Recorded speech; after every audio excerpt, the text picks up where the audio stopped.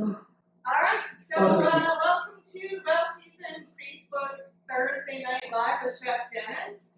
I'm Angie, and I'm really happy that you are joining us tonight for this class with this amazing paella recipe that we're all going to get to learn tonight. I'm really excited to have Chef Dennis back in our kitchen tonight. Yeah, it's good to have you here. We hung out for a couple hours this afternoon, and it's awesome. He's a really great guy. He's got lots of funny stories, and apparently he's made thousands and thousands of pounds of paella in his day. So I'm excited. Yeah, I can say that. So I'm excited for this. Last week we had a really good time making the bolognese, or the lentil ragu with the cavatelli, that's right. And so I got to eat the leftovers, and it was nothing less than totally delicious. So I'm looking forward to eating dinner tonight. And David, my better half, is here with me tonight. This is our version of a date night. That's cool. And so I've got a private chef and everything. This is like my best day ever. So last week with the cavatelli, we enjoyed a bottle of Evolve Bubbly from Evolve Cellars in the Okanagan, and sort of sticking with our support for local, I wanted to pair a wine with the paella tonight. And paella's origin is Spain, and so typically you would have a Spanish wine with this, but those rules have changed for but there's no rules during There's no rules, yeah. So I wanted to pair tonight a really delicious BC wine, and this wine is made by a friend of mine in the Okanagan, Bradley Cooper. He's the winemaker. He and his wife. No, not that Bradley Cooper. He already asked me that earlier today. He and his wife Dr. Lee own Black Cloud Wines, and they make definitely some of the best Pinot Noir in BC. So I reached out to Bradley and said, hey, I want to feature your wine tonight. Would it be a good pairing with the paella? And he assured me it's going to be spot on. Well, let's taste it. All right, let's. Yeah, we might as well, right? Before we make a judgment. Even David might get some. Chef. Thank you.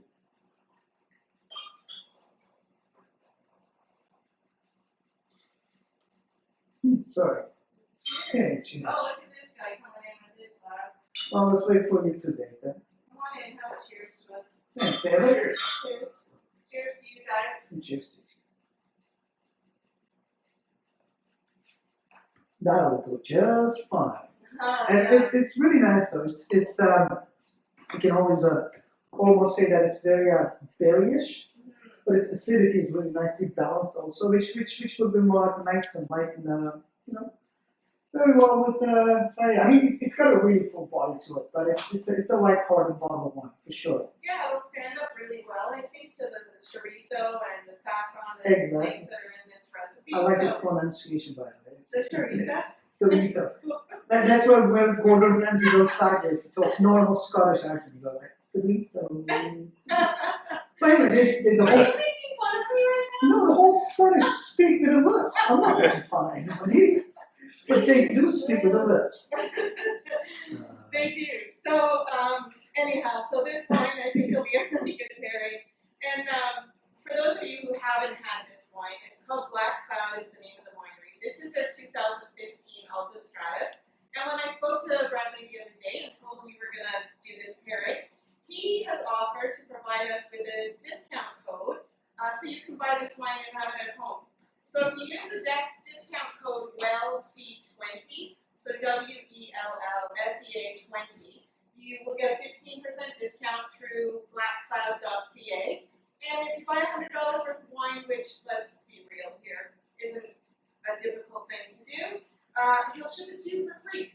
So, yeah, I'm going for it. So, it's a beautiful BC Pinot Noir, you can't go wrong. So we'll keep drinking this while this guy's cooking. Hey, listen, this time it's not a liability issue. There's only 2 people that are cooking and not concerned, so I'm allowed to have a glass of wine legally. Yes, you are. And so, yeah, we don't have anybody here, so this is a private thing, and anyhow, we're going to have some fun. We're just going to cook some delicious food, drink some wine, and hopefully have some laughter. And, yeah, we'll do it all.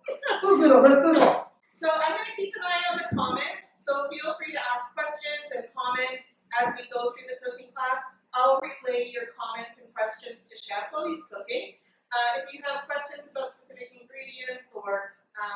why he's doing something or how he's doing something, feel free just to type your comments online, and we'll get to them as we can during the evening.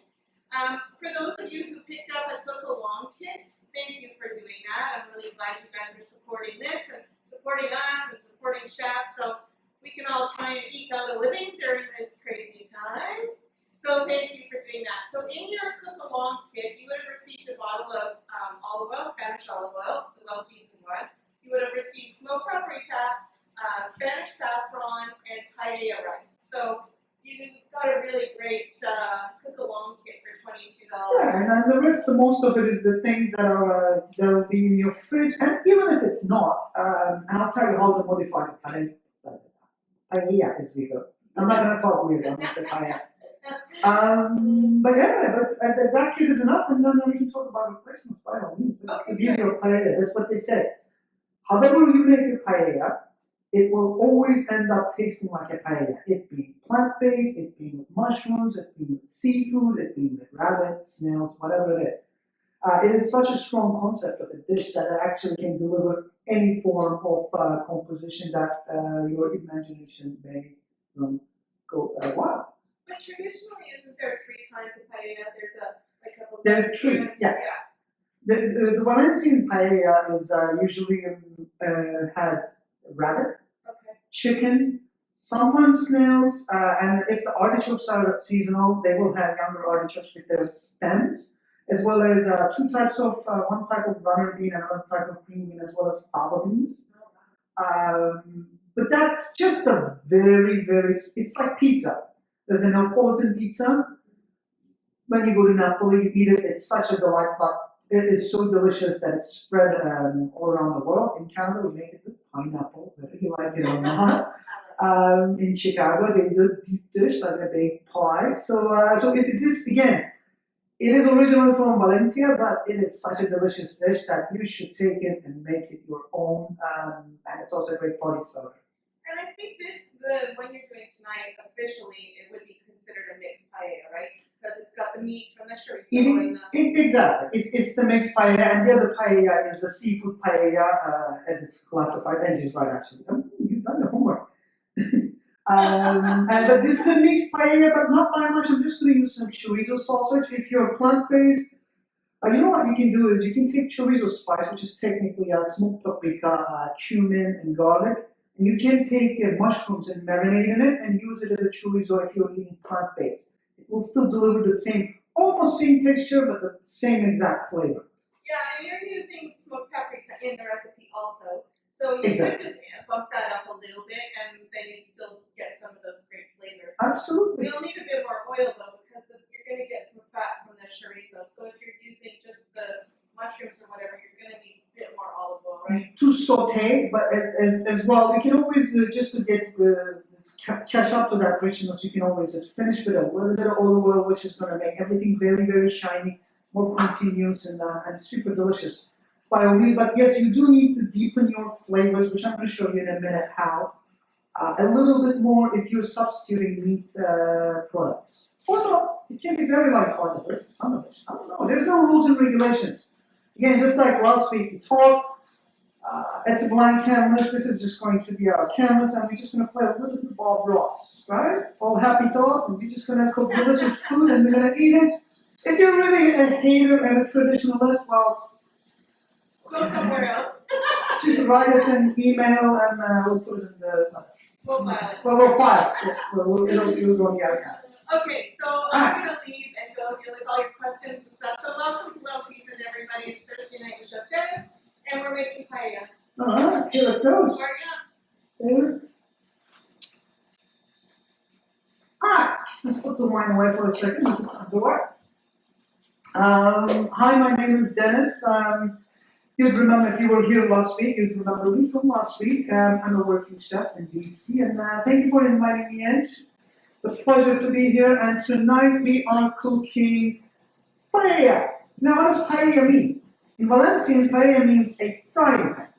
This derives from a Latin word, again, I think it's paella. It is Spain's very popular dish. It's not Spain's national dish.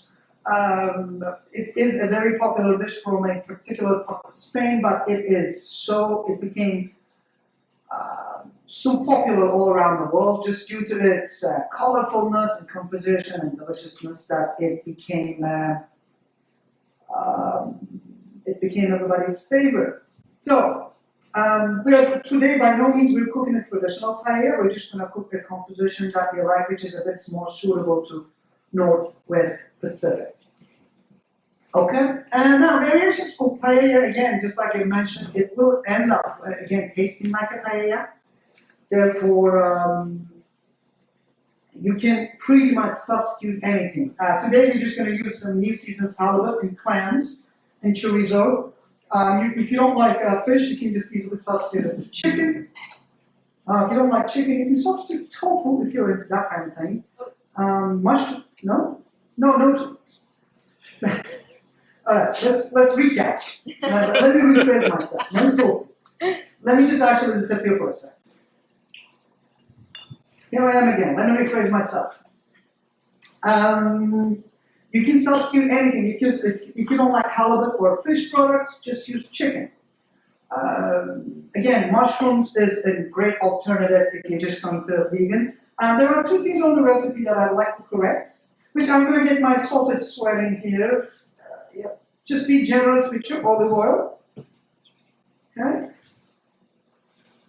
A nice film of olive oil in the bottom of the pan. Do not skimp, otherwise this is a very thin metal.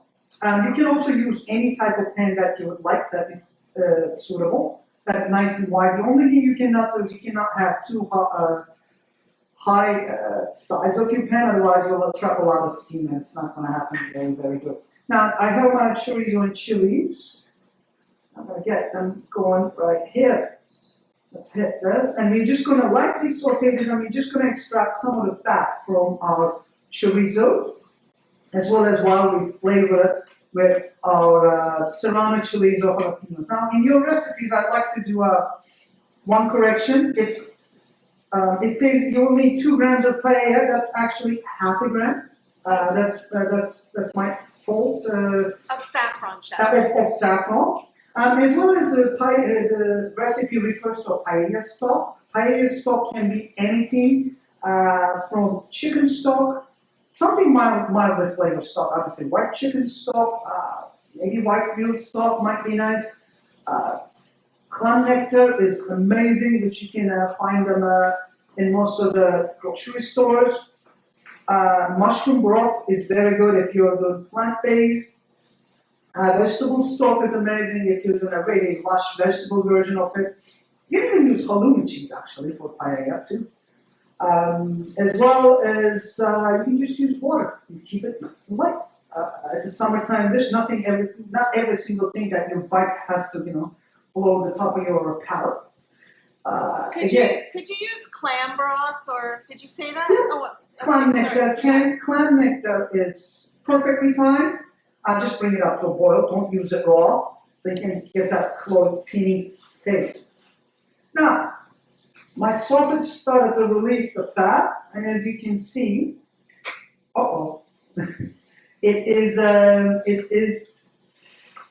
releasing all of its flavors and rendering down nicely. We don't want this crisp, we're not after that, but I just want a little bit of pork flavor into my oil. And that's why we're going to start to build our foam for the bake. Actually, just here. Is it better? See how beautiful that is. Oh man, that smells so good already. All happy together. Now, this part is called the sofrito building. What is sofrito? Now, sofrito is in the word sofrito is the combination of onions, carrots, and celery, which around Italy and Spain they replace carrots with usually with chilies, but it can be anything that your family eats. But on this occasion, we're using some onions, chilies, and garlic. Now, my sausage just had that nice little here. I'm just going to put my onions and garlic in here. Small dice is very ideal because you want a big symphony, if you will, all the ingredients distributed around all the pan other than the protein.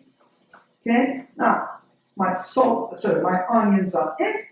I'm going to put a nice pinch of salt. And also please be very careful when you cook paella with your salt levels because it's a long process and there's a lot of different ingredients goes in and out.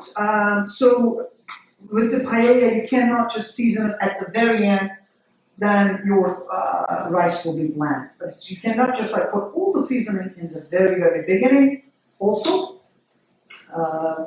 Then you will at the end up with a very, very salty rice. Now at this point, I'm just going to grab my smoked paprika. This is smoked paprika is flat. Don't need that part. This is smoked paprika from Spain. This is the sweet version. It's literally just like a red jalapenos that's been ripened and they've been picked and smoked over wood. It is an amazing chili, and it is the secret behind, most of that Spanish cooking. Chef, can you show them on the jar how they know if they're getting smoked or hot, sweet, or bittersweet? Sure. Please. So, there's a bittersweet right now. Yeah. Oh, I did not. So whenever you look at it, if you're buying Machinata brand, you will see a little label here that will refer to it. It could be hot. Hot is not exceptionally hot, just like a cayenne pepper. Hot is mildly hot, just so you know. This one is particularly sweet because I have chilies, fresh chilies in here, as well as some chorizo that also has warming spices. Okay, so wherever you go, you just pay attention to the bottom of the box. Now, as my onions are cooking, we are going to start to develop the base flavor for our paella. I'm not using celery today, I'm not using carrots, and honestly, the traditional Valencian recipes, and most of them when I watch them, they only use garlic rather than onions. But then again, today we're going to play and change all those rules. Okay? So on this one, we're using onions. Onions are wonderful. Again, last week I said I would take a white onion over a white truffle any given day. Because there are options with onions. Endless. Okay? Now, again, my sausage, onions, chilies, garlic. It almost smells like Mediterranean. I grew up there. And this would be, I would say, around 4:30 or 5 o'clock, just a nice breeze that you can start to put spice and slightly richer dishes. Otherwise, daytime, in the Mediterranean, it's very hard to eat. And the Turkish part, we usually eat watermelon and feta cheese.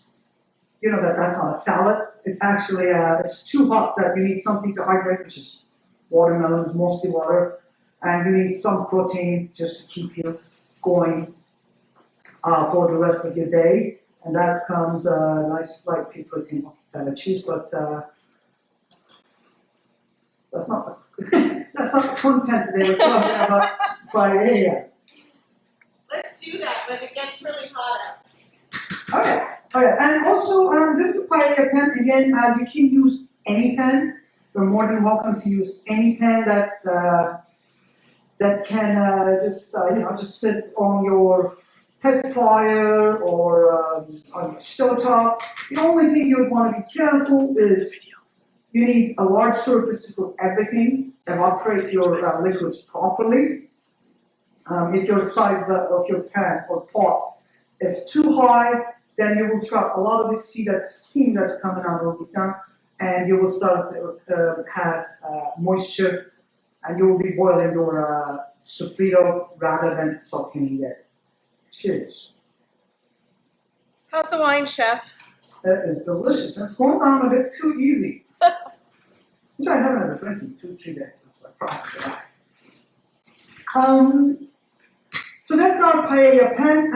Now, whenever you buy these pans come in different sizes. This is kind of like one of the smaller ones, but this can go up to 2 to 3 meters in diameter. which is huge when you're cooking like really large parties of paella. Okay, and then it would come with its feet. I suggest this pan is almost like, I don't know, sets you back around $20. It's not very expensive. It's a great kitchen to have. And also you can have the whole paella set up with the gas tank and with its feet that's been designed to hold this pan and throw amazing back parties. Not only you could paella on it, you can totally set up a hot taco station on this. Yes. Have your meat on one side, the tortillas on the other side, and you just put it out there. You can serve that. You can literally cook pretty much anything.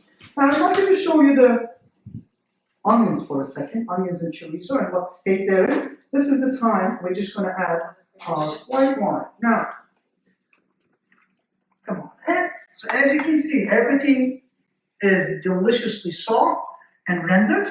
Okay, and there is there is no moisture, but only fat at the bottom of the pan, and that's what you want to see. A great pot of paella really relies on an exceptional rhythm.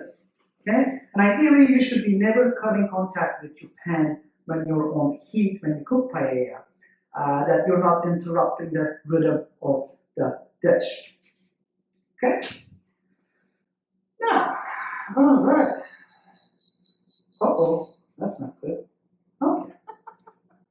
Our inductions in me and technology is it's okay now. I guess I'm not that bad, but takes a minute. Yeah, for our saffron, is it gone? Yeah, we're gone. It's catching up. See again, I lift the pan up just to show you what's going on, this and that slowed down the process. Now we're at the sofrito stage. The rhythm is not very important. I mean, it is very important, but it's not as crucial after you add the rice and the liquids. But it's a great time to practice and never losing that little crackling that is happening. And that's a great rhythm that we have. Now, it's time to add some dry white wine. You can use, again, sweet vermouth. Madeira is amazing. Yes, you can buy it and shake it. Buy this and shake it too. Madeira is amazing. As well as sweet vermouth or any literally dry white wine that you would like to use. Now I'm going to turn this off. I added my wine. I'm going to cook my wine off. Now when you add wine or any alcohol into your food, you would like to see that? Angie, your stovetop is now or never. It just goes too low, too high. Yep. But it works. So that's too high. That's too high of a rhythm. Stop the drummer.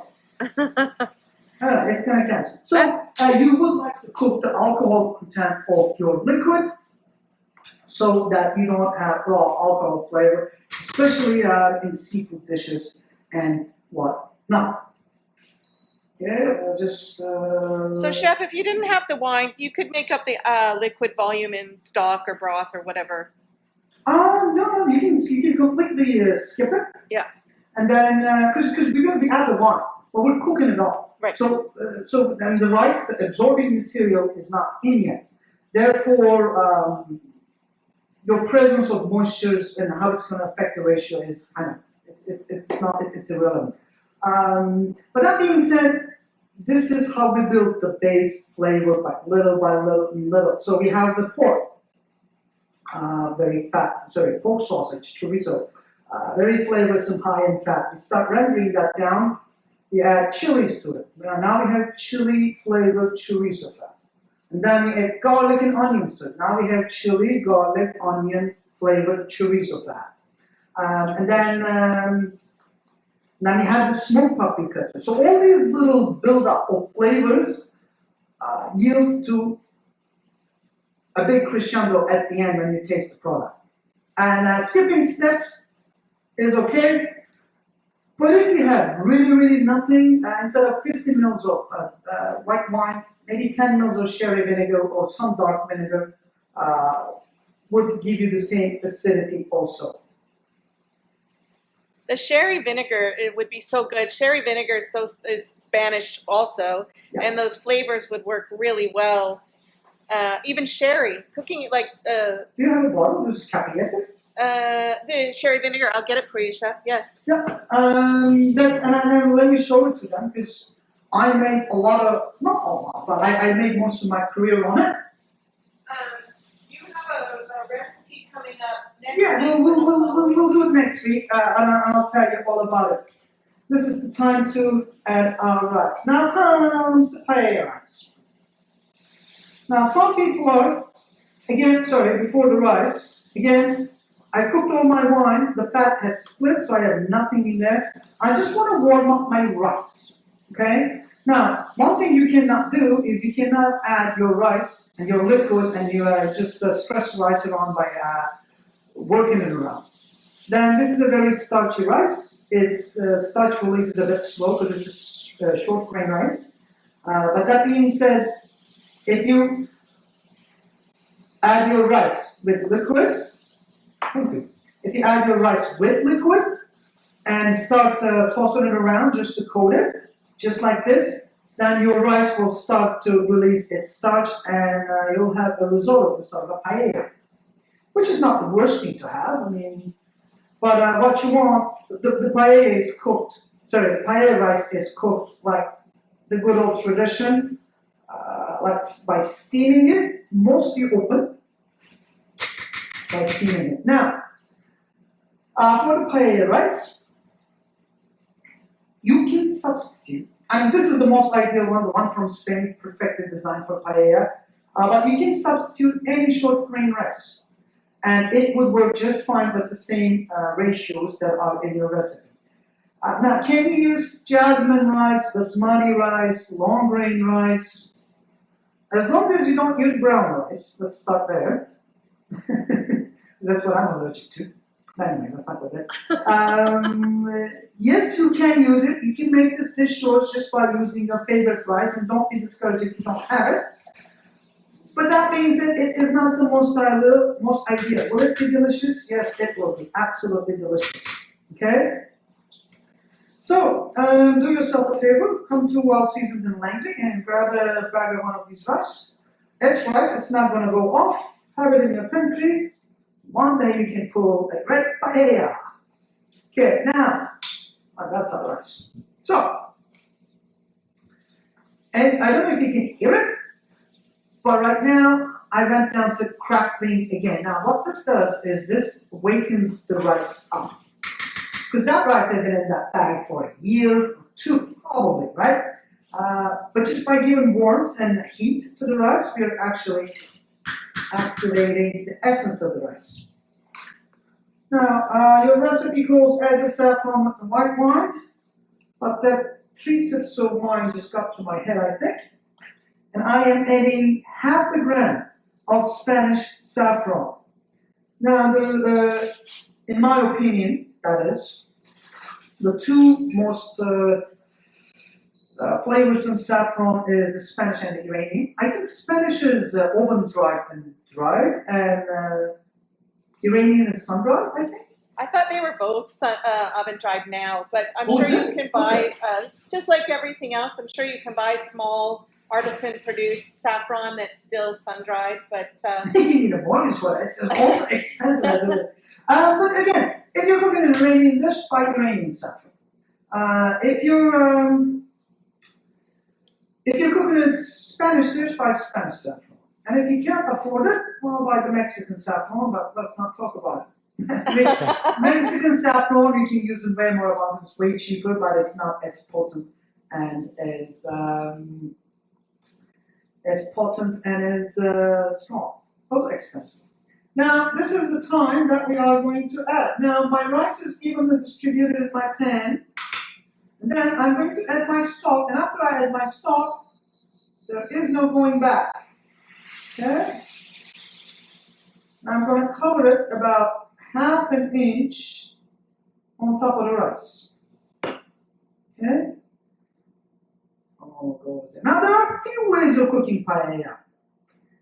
And here's the catch. If you're cooking paella like I do, I used to cook paella for 200 people at a time at this lovely place I used to work. in an island. Hi, David.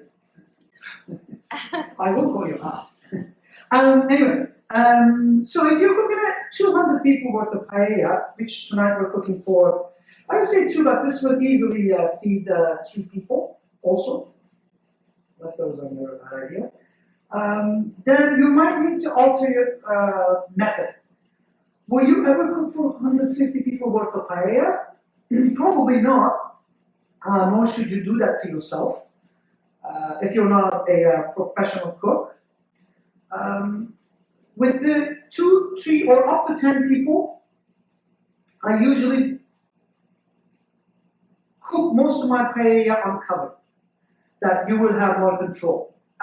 So again, the larger the volume, the uncovered cooking part gets less and less and less in minutes, and you use the power of obviously production cooking, like large volume cooking, just by covering or trapping in steam and be more controlled, right? Because you're coming to the place and you pay, I don't know, $10,000 for the meal, and you want paella for everybody, you better do it. So, chef, if I was making risotto right now, everybody like me would be just dying to stir it constantly. Yeah. And so you've just let it go and kind of cook away rather than stirring constantly. It needs to set up, right? Exactly. So this is what happens. If you start to stress the rice right now, I will do it a few times to make sure, just because we're not sticking. You can do that a few times, but if you just keep on stressing the rice back and forth, or your pan, just like, because risotto rice is a short grain rice also, just like in your risotto rice, it will start to release the starch earlier just because it's been stressed in the pan. And then you will have a really sludgy and a gummy paella. That's not what you want, because it's a mostly afternoon summertime dish. You want a nice rice that has creaminess, continuity to it, for sure, in the name of richness, for sure. But that being said, you want a nice clean bite that is not super creamy, because you're dealing with a lot of flavors also. Also, going very fast at it like this really tightens up the rice and cooks it like very effectively. The thing about rice is the slower you apply your heat, with the short grain rice that is, the more uneven it cooks, if it makes any sense. Because what happens is, just because of this hot, especially with this hot and viscous environment, it starts to break the rice kernel from outside and just overcooks outside, and eventually you will have an al dente bite, but you will have a really pasty outside. So when you mix your rice, again, you will have this smudgy and not very effective way of cooking. It smells good though. Now, let's just taste this. It smells phenomenal. All I can smell is like that smoky Paella? richness of the paella. That's what happens. When I'll probably smell like paella for the rest of the evening. Not as bad as the days that I used to cook it for 200 people though. Yeah. Because you need to redecorate when you got home. Just grab the bleach and this and that. Are there any questions, Carl? No, everybody was just asking about what size pan if they wanted to double the recipe. So you'd need, a much larger pan. Again, now here's the thing. This is a 12-inch, I'm assuming 12-inch or give or take pan that can cook up to 2 people to probably 7 or 8 people. Thanks. Yeah. Thank you. It's delicious. I just got it. The top. Top. So you can still cook in this pan up to 7 or 8 people. Okay, it can do that because it's got enough height. Ideally, paella needs to be cooked in a thin rice layer. So the larger surface you have with the less rice is actually more ideal, so you can get your sopara. So which sopara is the crispy rice bottom, which everybody obsessed their whole paella making in. It's the best part.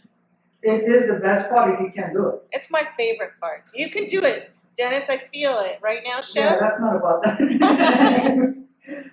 No, it's a combination of doing everything right. Again, just like the theory of bread or most of the cooking, really. That few ingredients done right will yield to it. What I'm trying to say is whenever you make this at home, if you don't get the sauerkraut right, don't worry about it. And please don't be hard on yourself because it's not the easiest task. That just get on, let's say, online, and most paella videos that you will watch, almost 90% of them never achieves that, textbook sauerkraut that you would see from a really, really high-end application.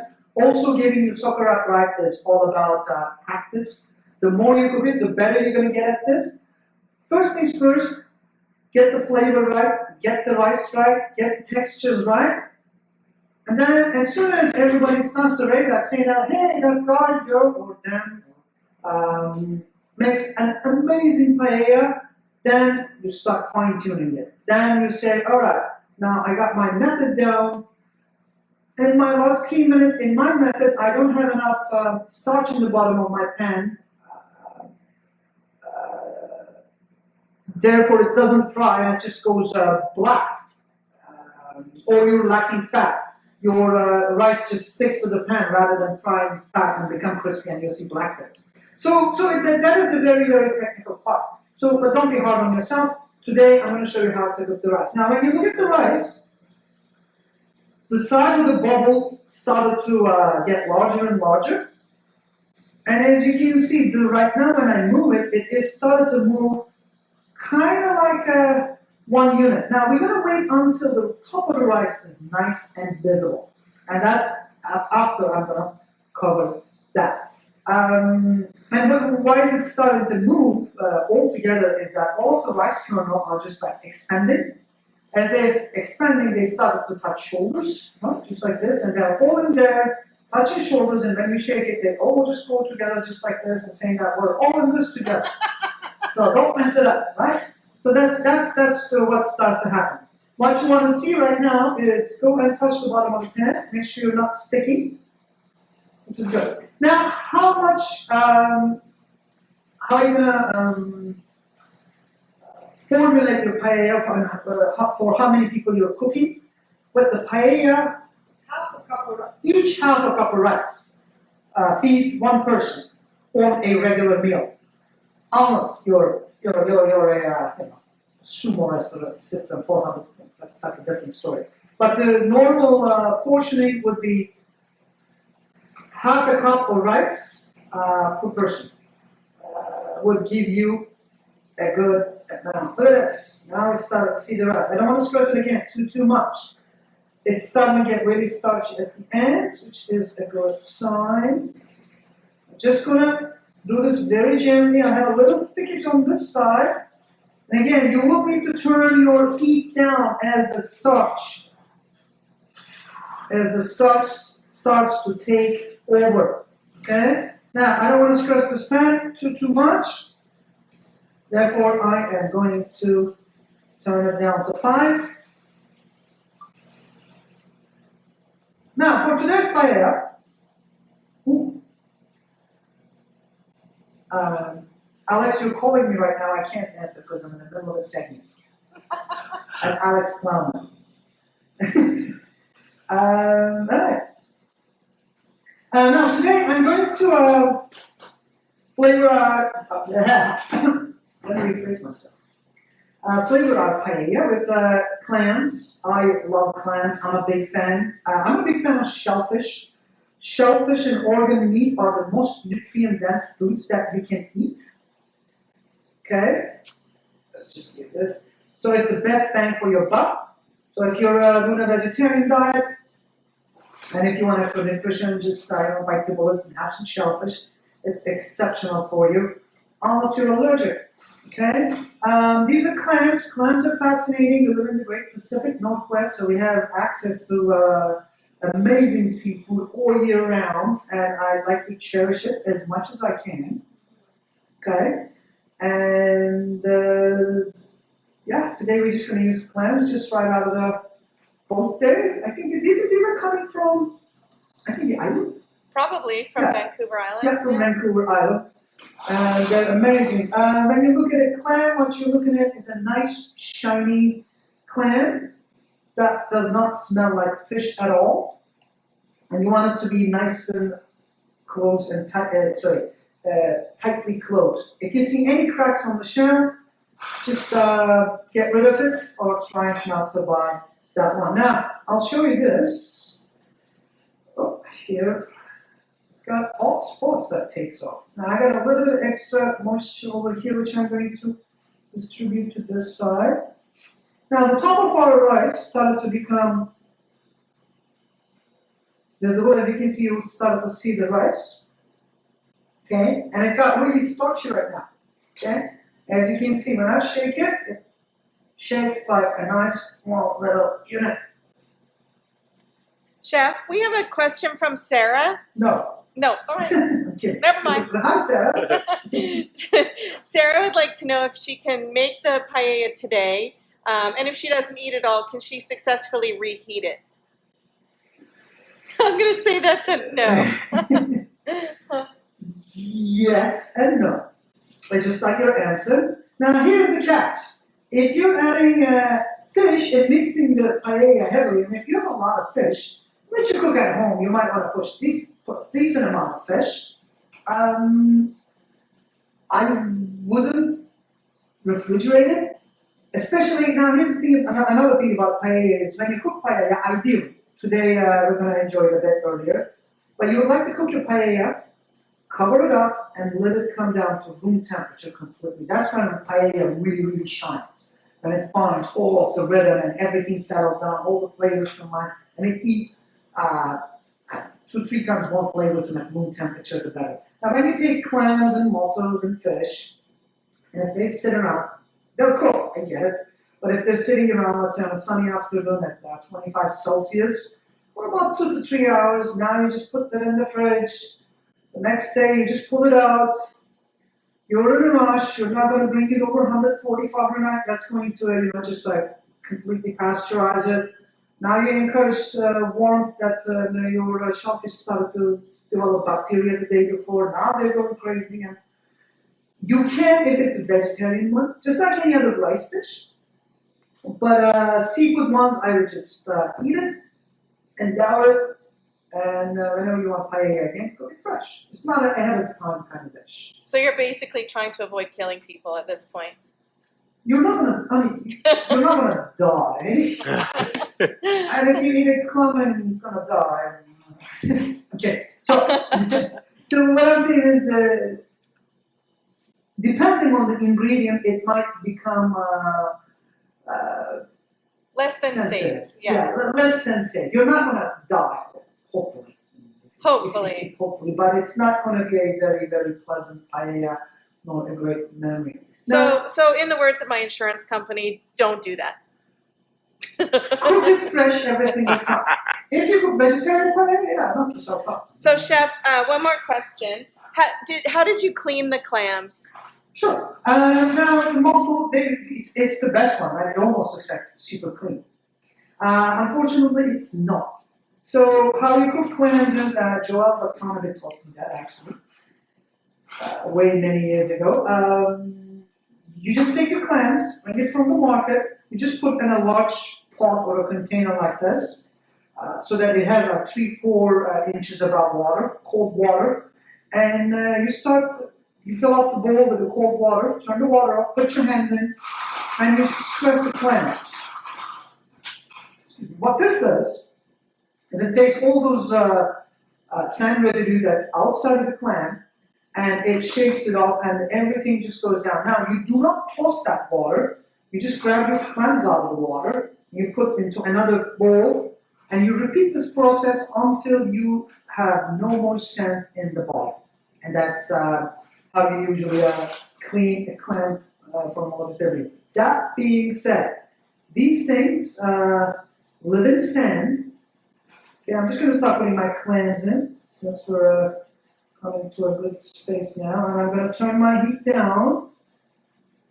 Okay, so these live buried in sand, and some of them they would have sand sorry, they would be completely filled with sand. And unfortunately, there's not like maybe 1 or 2 in 100. There is no way of judging that ahead of time, unfortunately. Okay? And if that happens,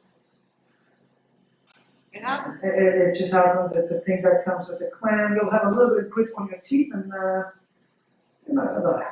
Now, here's my clams that are in. Okay, so that's done. Now, my halibut, again, in season's halibut.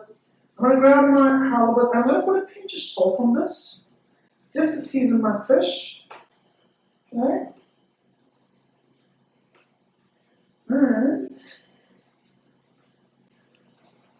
And a touch of olive oil. Ooh, that's good amount of olive oil.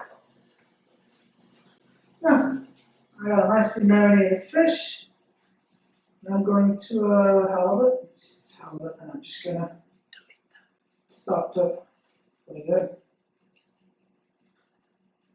I usually add my fish at the very, very end or as late as possible, so that fish doesn't overcook, because there's nothing more sad than a piece of overcooked fish. Okay. So far, so good, Angie. So far, so good, Chef. Now I'm going to cover my paella. You can use a little bit of foil or whatever you have at your disposal. And I'm going to turn this down to medium low, depending on how much paella you have in your pan here, so how much liquid that you're left with. Again, I gave you a nice proportion. One part of rice usually soaks up about 3 to 4 parts. 3 parts actually of stock when you cook it like this. Okay. But then again, rice is in a cloth bag, and you live in a humid environment, and it's sitting there for, let's say, you bought the rice, got excited, used that much, and you haven't cooked paella for another year. Now your rice would absorb a lot of moisture from the air, and you might not need as much moisture in your pan. So always check your pan and how it goes, and make sure that you're not getting stuck. And as long as you do that, it's a dish that you should be keeping an eye on. Left? 15 left. Yeah. Awesome. So this rice is going to rest about, let's say, 6 to 7 minutes, or until the... Is that medium heat that you're using, Chef? It is medium-low, yeah. So I'm just going to open this up for a second. That's perfect. What I don't want is, I'm going to bury my fish in there. What I do not want is burning, but which is select enough liquid. And then this is going to go, yeah, oops, sorry. Oh, perfect. Let us do this thing. Now, can we just maybe turn a little bit to this side? I'm going to use my cutting board. Now, whenever you make or serve paella, okay, it's a very rich dish. It's a very, very summery dish. It's a delicious dish. We're good. So you will need something crunchy, acidic, something lighthearted and salady to go with it. And today I'm just going to make you a little tomato salad. Not a salad, sorry. Little tomato salsa. So whenever you're just consuming this dish, that it gives you a nice little acidity and a break from your very, very rich bites. Yeah. Hi. Okay, I'm going to put a little cloth onto this little hole so I can entrap all the moisture in there. Alright, now for the tomato, I have some chopped basil, and be generous with the basil. Don't be shy. Okay, lemon juice. Nice juicy one.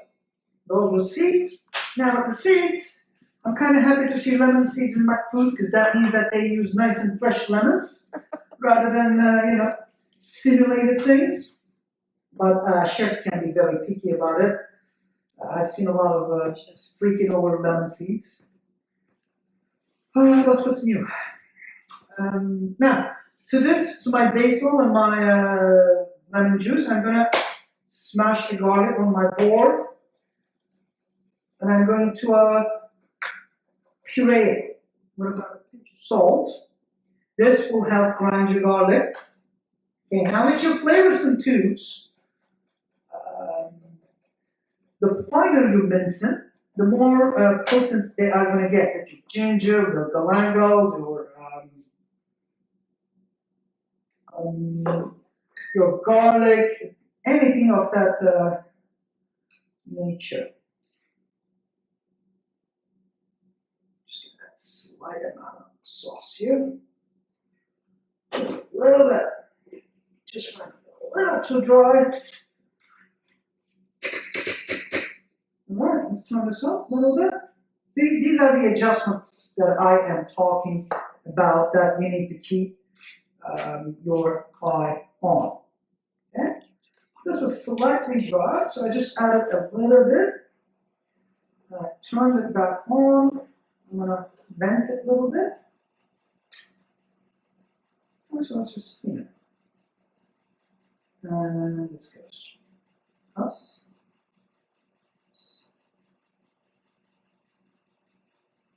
Okay, now that's going to catch up.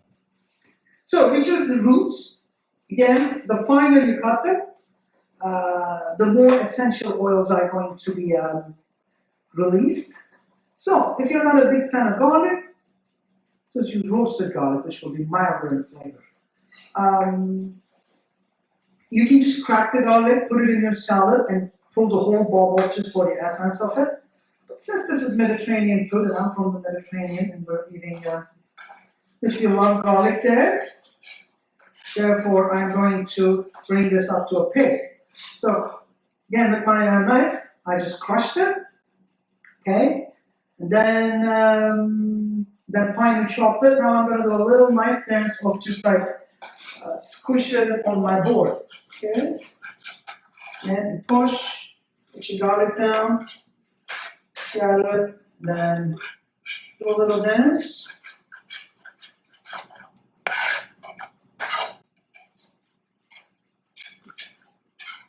And that's your little garlic puree. It's a little bit finer, but I'm fine with that. Alright, it goes in. Now if you're going to cut fruit on your board, clean it from garlic, obviously, right? The things I got yelled at when I was a young cook. What else did I get yelled at for? We've all made that mistake, Chef. Yeah? Once. Yeah, once. Once. That's the thing about mistakes. You only need it once. Okay. So, with my tomato, nice ripe tomato. I am super excited. The tomato season is coming, so we're going to be using tomatoes right from the field rather than hothouse tomatoes. That being said, I still love hothouse tomatoes, good hothouse tomatoes. Off season also. They are quite delicious. It's one of those again life's pleasures that I cannot have enough of. Okay,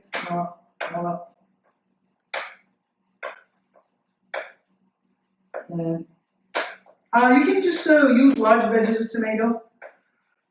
You can use half-cut cherry tomatoes, whole cherry tomatoes, whatever you fancy, or whatever you can find in the market, really, is just fine. You can't find good tomatoes, you can easily replace it with radishes. You can't find radishes, you can use daikon, salted and lemony daikon, or any kind of radish is also a delicious accompaniment. I wouldn't, are we out of battery? Oh. Welcome to the live tea. I'll be out. Look, that's in here. That's okay, I can get you some new ones. Okay. Yep, I have new batteries, so just Welcome to the live TV. Things are happening now. stand by. but we'll talk about it. Okay, you talk loud and I'll try and. We're trying to figure the whole voice thing out. There's something on my face. Alright, now as you can see, we are really getting there. Clams starting to open up. Fish is almost stewed. Now at this point, I'm going to uncover this. And I'm going to, should I be yelling? All right, welcome to Langley Live TV. Things are happening, right? Now our paella is almost there. And how does it look, David? You tell me something. It looks excellent. Looks very good. It's all there's a little bit of liquid, but then again, with this liquid, when you just let this sit and come to room temperature, all that is going to be absorbed, and all that it's going to be super, super delicious. It's delicious regardless, but you know, at this point we can just maybe distribute. Ooh, okay. You're back. I'm back. See, I love people getting stuff done. That's right. That's the whole thing about it. Some people just like that. I don't know. We're not messing around here. No, Angie doesn't mess around. And that's why she's been in the business for 15 years successfully with a big community with her. Right? So, and to my tomatoes, I'm going to add a nice pinch of salt, maybe a pinch of black pepper for warmness. And I'm going to let this marinate over here. Okay? This is literally just garlic, basil, and tomatoes. Go. Now, traditionally they don't finish paella with things, but I love extra colors and textures. You know, all those vegetables, that's, well, your paella, they give it a nice crunch. Just like Nico would agree that the color of and the texture of your finished dish is very, very, very important, that it creates that excitement. Now, if you were to serve it like that, there's nothing wrong with it, but it is going to eat same and very, very uniform, and eventually it will become a little bit flat. All these amazing additions that we're going to do is going to give not only color and texture, but it's going to lighten it up and give freshness. You don't want to put too much though. You should be able to see the rice. Do not forget that this is an actual rice dish. Okay? A little bit of red peppers. You can saute your peppers. I know Thomas Keller doesn't like it, but I don't mind raw red peppers. Thomas isn't here tonight. Thomas Keller? Yeah. Yeah, where is he anyway? He's busy. Running 3 Michelin restaurants.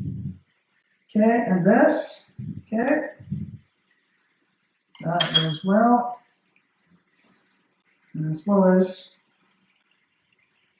just a little bit, whatever herbs you like.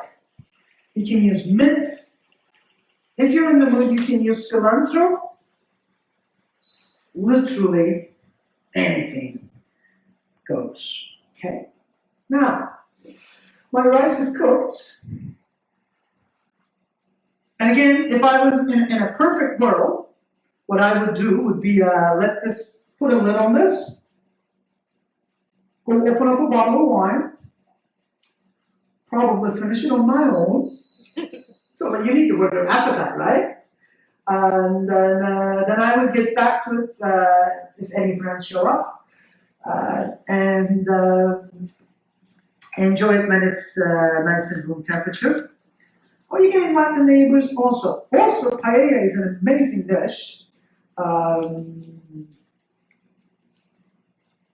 that you can cook in a large gathering without breaking the bank. And that's the beauty of it. You cannot take 300 or 400 grams of halibut and cook dinner for 10 people. But paella would make that happen, that you can stretch it. And if you're really poor, more people show up, just add more rice. As you're saying the best, it is what it is. You know, unexpected things happen. Now, I think is a wrong statement to never think or take things for granted. because, Angie would know that we would say in the business that you are as good as your last plate of spaghetti. So don't ever serve food without tasting it. And since I'm the cook, I will taste it. Which I'm gonna stir and show you the whole thing in a minute. And I'm checking the rice. You guys are gonna eat well today. That's good. Now, again, I'm gonna grab a little half a lemon juice from the other one. Okay. And I'm gonna finish with it. Chef, in Valencia, they're really well known for their oranges. Have you ever had paella with orange instead of lemon juice as the acid? No. Never? Because it is a very deep and a defined dish.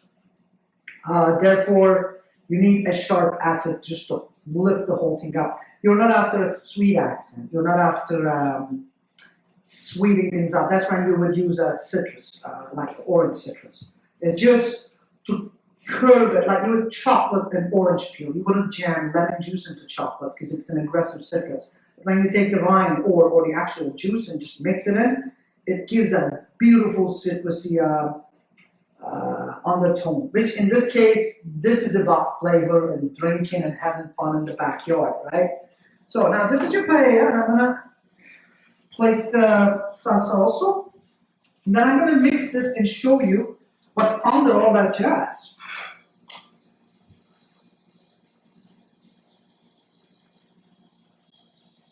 Now, this, I also allow all the juice to it, right? You don't throw away the juice with the salsa. And I call this my little juicy salsa, which salt breaks down tomatoes. I'm going to put that there. That's that. This is your Mediterranean summer afternoon of little paella with seasoned halibuts, clams, and chorizo, as well as a little tomato salsa with basil. Now, when it comes to room temperature, never serve your paella in portions. Bring the pan in the middle of the table. Pop some lemons on there, extra veg lemons for people. And then serve it, put a big spoon in there. And serve it and enjoy it with your friends. Okay, now we gotta taste this, right? And Yeah.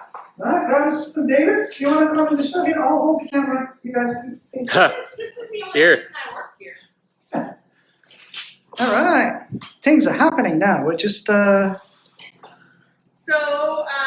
here you go. We're enjoying this paella with our Black Cloud Ultrastratus Pinot Noir from the Okanagan. Right on. And I think it's going to be a perfect pairing.